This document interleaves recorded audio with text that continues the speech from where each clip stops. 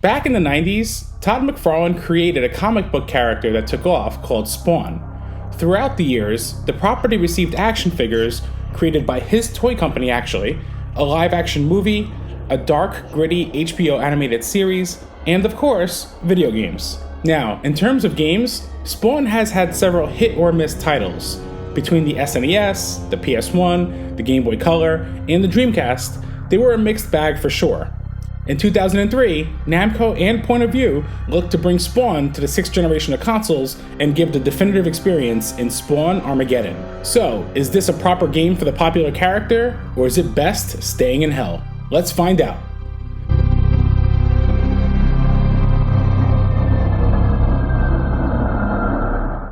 Spawn Armageddon starts off with Spawn overlooking New York City, reminiscing of his past and why he is who he is. It serves as a good brief way to learn who the character is if you aren't familiar with him. If you're not familiar, here's a very brief rundown. Formerly known as Al Simmons, a CIA agent who was betrayed by his superior Jason Wynn and was assassinated. Being burned alive, he was then sent to Hell, in which he makes a deal with Malbolgia to become the Hellspawn servant known as Spawn. However, the deal is that Spawn will serve him as long as he can see his wife, Wanda, again.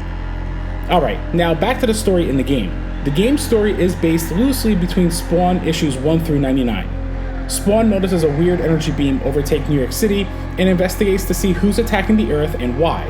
Throughout the game, Spawn will come across a cast of characters from the series, and which will have him not only exploring New York City, but also heaven and hell. It's not the most intricate story being told, but what's here definitely works.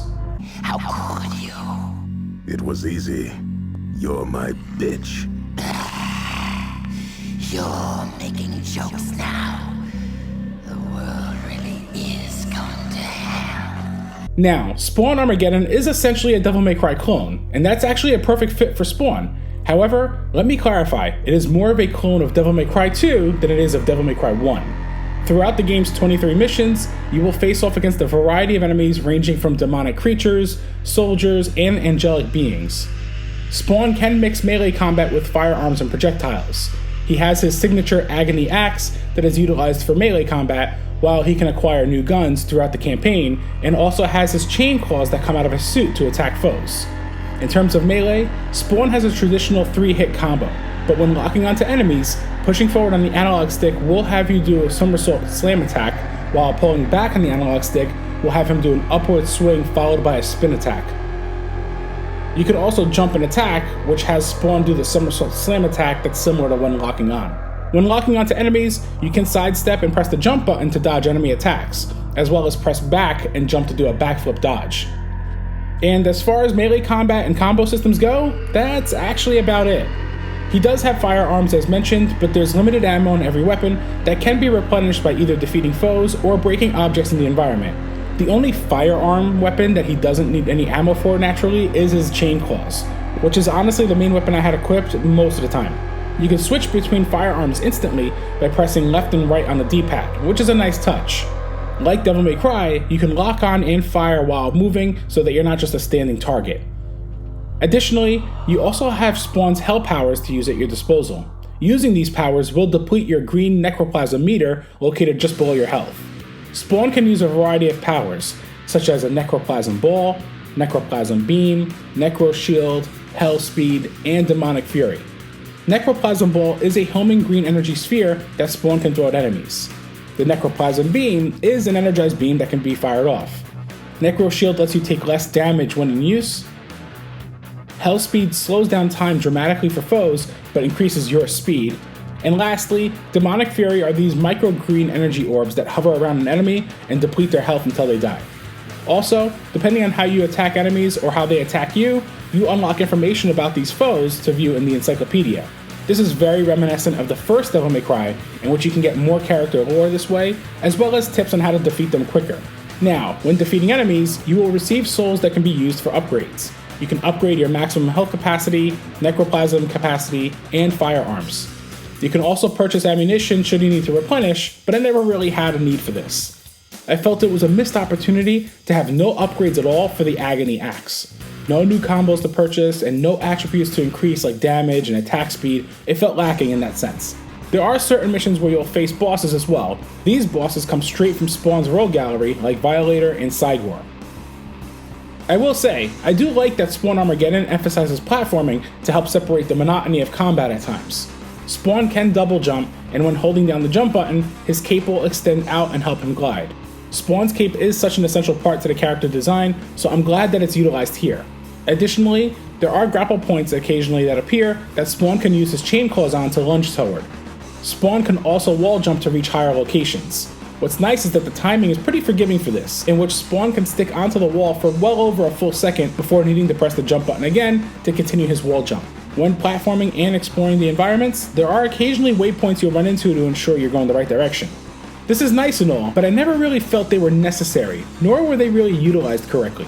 Sometimes the waypoints would literally be right next to each other, while other levels removed them entirely that could have maybe used them. There are also comic book covers hidden throughout the levels to be found. It's a nice little bonus for Spawn fans to collect and view in the game's main menu. Also, when you complete the game, you can access the mission select from the main menu, letting you replay any level you want. Now, I will say, this is probably my favorite Spawn game, but it isn't without its issues.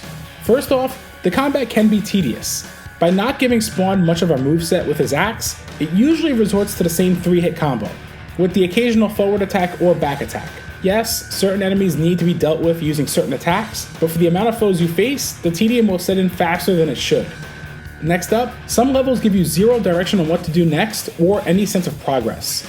Some levels have you destroying certain switches to advance, but it feels sloppily done. In particular, the game's final stage is one of the most monotonous levels I've ever played in a game. You have to destroy these power switches in a maze of corridors, and once you do, there's no indicator of this elevator here being activated. Then, when you reach the end of this level, you have to fight about 7 or so waves of enemies before the exit is revealed. But the game doesn't indicate this properly at all. I found myself doing this level for 42 minutes and would have been pissed if I died at the end, because guess what? There are no checkpoints. Okay, now to be fair, a majority of the game's levels are pretty short, taking between 5 to maybe 15 minutes each depending. However, the game's final stages in Hell and Angel Station are amongst the toughest and longest the game offers. Challenge is a good thing, I'm all for it, and while I was able to look past the Hell levels with repetition from dying, Angel Station, the final level, is too damn long for its own good.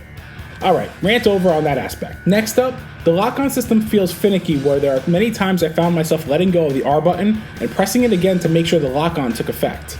You can apparently snap to different lock-on targets, but never really felt this worked as well as it could have. Also, there's a glitch in the game where if you change the controls, save your game, and reboot the game later, the controls revert back to its default. Yet, after loading your game, if you pause it and highlight the controls tab, you will see that the custom controls are saved in the game. Once you unpause it, all of a sudden the game remembers your control scheme. I had to do this every time I booted the game back up. I also do wish that Spawn had a better dodge mechanic or even a block or parry mechanic. Too many times it was easy for Spawn to take a hit and get knocked down onto the ground, and it felt unavoidable. Lastly, the camera can be an issue at times in this game, where it's gotten stuck in the environment, like this scenario for example. Now, despite my gripes with the game, I really did enjoy my time revisiting Spawn Armageddon. Visually, Spawn Armageddon is a decent looking game. The apocalyptic, hellish look of New York City is done quite well, and Spawn animates nicely. Seeing his cape open up is always awesome. The environmental texture work is serviceable, and the game runs at a solid 30 frames per second. There were a few rare occurrences of frame rate drops, but nothing too noticeable. There are also some interesting bloom effects on screen when you're near lava and fire. Some people may be turned off from this, but I thought it was a nice added visual flair. The enemy designs and their animations are okay, some flat texture work here and there on various enemies, but it does the job. Bosses are pretty well detailed, and seeing enemies like Violator and Cygor is really cool. Although, I wasn't crazy about the fact that the characters' mouths don't move when talking. I also noticed that when destroying objects in the environment, that they have a predetermined animation every time. It's not like they break naturally. It's not awful, but it does look a bit jarring sometimes. In terms of audio, Spawn Armageddon has some cool heavy metal tracks, and a few that truly stood out. As much as I despise the game's final level, the combat music there is one of my favorite tracks in the game. When not in combat, there's dark ambient music that nails the feel of ominous and dreary locales. Sound effects do a good job of capturing the combat, and I always love doing the somersault slam attack. The clash of the agony axe hitting the ground alongside Spawn's battle cry is very satisfying. Speaking of Spawn's voice, Keith Michael Richardson reprises his role from the HBO animated series and nails it. It really adds to the game's immersion and instantly makes Spawn a character you will like.